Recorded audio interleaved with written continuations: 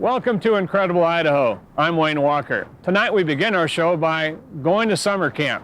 You remember those days. Fishing, organized games, hot dogs burned over campfires, and the most important essential of that all-American tradition, ghost stories at night.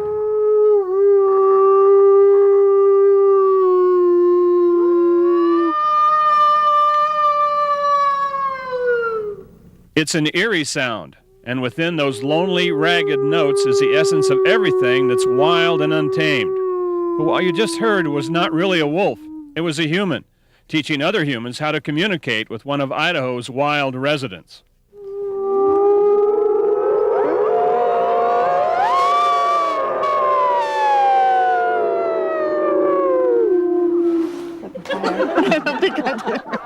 Okay, so maybe that sounded more like a bunch of frustrated Chicago Bear fans than a wild wolf.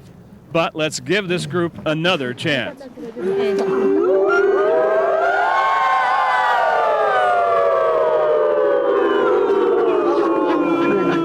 There ain't no wolves gonna mess with this pack.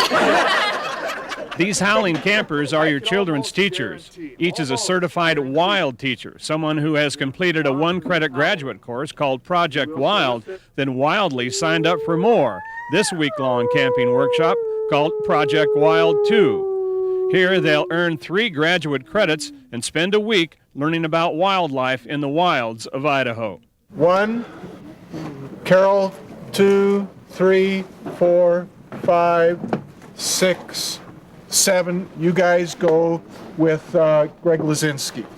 Tonight's subject is, you guessed it, Idaho's wolves. Each group of teachers will drive to a different area here in Bear Valley on the edge of the wilderness and attempt to get a responding howl from a wild wolf. We've designed a class where we have biologists come in and talk about an animal that they've really studied, and then we go out in the field and habitat and look at the habitat for the animal. We don't always see the animal, but it gives the teachers a hands-on experience with it. We'll do it 2 times, and then we'll just wait to hear what happens. And then after that, we'll wait a few more minutes, and we'll try it again.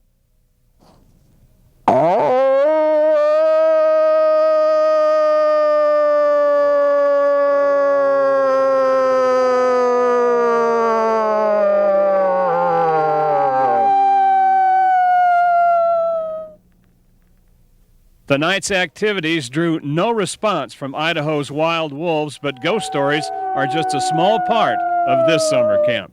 This is an activity to kind of demonstrate the life cycle of a salmon. Salmon I consider one of the most magnificent of nature's animals. Remember at Capture the Flag? Well, this game is called Hooks and Ladders. It begins with a discussion on salmon and their habitat, and then the teachers get to be salmon. Okay. Now, does everybody understand what we're doing? We're starting here.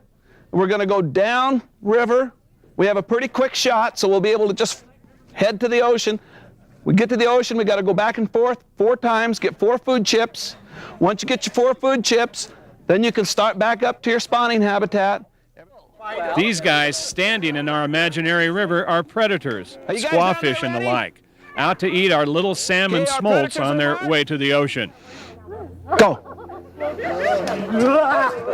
Hey, now you can't get out of the river.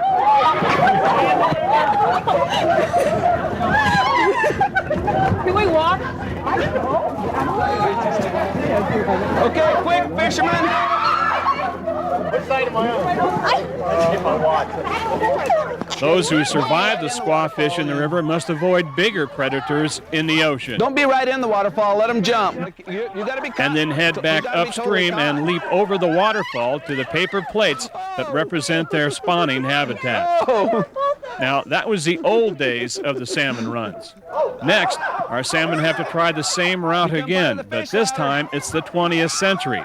And there's the added hazards of dams, commercial fishermen, and fish ladders. Barging, they do all kinds of things to try to get them around the turbines. Unfortunately for you guys, you're going to have to go through the turbines. So we need some turbine runners. Go! The salmon smolts must sprint through the swinging rope without being touched and then charge down our river to the ocean, where they encounter the slow but efficient commercial fishermen in their cardboard She boats. can get you. Sure, you're got. I already got her. You're got. No, we're over here. Fish ladder. Fish ladder. You know, this is a wonderful teaching experience because so many times we get so busy teaching that we forget to have fun. And the kids get the message because it's such a nice break, and they get the point across, and they get excited to learn. And that's when teaching becomes fun. Now you guys can get here above the waterfall, right above the waterfall. Make them jump it and catch them when they come across it. Those who survive We're the getting dangers clear of for the ocean with their spawning habitat food here chips in hand must attempt to climb the human fish ladder back to their spawning grounds without being tagged by more of those pesky fishermen lining the river. This game, hooks and ladders, like most of the Project Wild activities, are designed and developed by the teachers who attend these classes. The concept of Project Wild began here in the West and has expanded to include all 50 states, all the Canadian provinces, and countries in South America, Europe, and Asia. There was a couple problems here, right? We had one survivor, and he was a Cheater. male. He was a cheater. Where was the big problem in the habitat? Did we run out of spawning habitat? Those guys has the turbine. Did we kill all the fish in the ocean? No. Where did the I didn't know anything. 30 minutes in the turbine, huh? Okay. We can go in. Now that we're all sweaty. No, it's an excellent activity. It gets the teachers and the students involved, and they can see how it really happens instead of reading about it.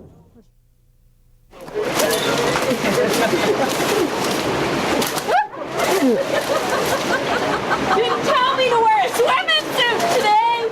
The next day, the teachers get to come into close contact with one of those rare creatures, adult salmon, that survive the rigorous trip to and from the ocean and have returned to their spawning grounds in Idaho. There you go. This is the South Fork fish trap on the Salmon River. Here, biologists count, measure, and sort the returning salmon.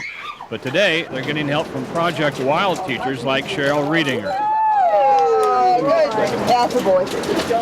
If a fish is missing an adipose fin, this means it was raised in one of Idaho's hatcheries and the salmon is kept for spawning. Most of the wild fish, like this one, are released back into the river to spawn naturally. Come down in there and try to get him. You gotta get him out and work his tail. Turn him over. Can you take one? There we go. So it was awesome to think that you had in your hands something that had went so many miles and was so wild that it had never been in a hatchery. So cool to release something like that that had come all that way. Okay. Get her over here. I've got her backwards. Get in there. There you go. My fourth graders are going to absolutely be intrigued. They're going to be so thrilled with this. I can hardly wait.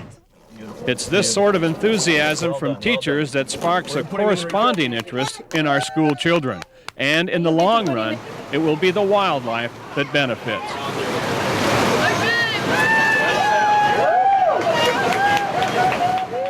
And if the kids, the children of Idaho can appreciate what we have and what we're losing, maybe they can do something to reverse it. I think wildlife tells us a lot about us, and I think it's telling us a little bit about our quality of life and what we don't have.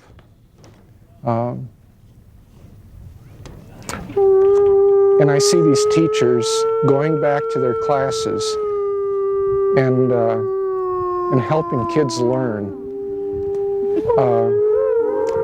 I think that's got to be the most rewarding thing. They're turned on to learning. The kids get turned on to learning. What better reward is there than that?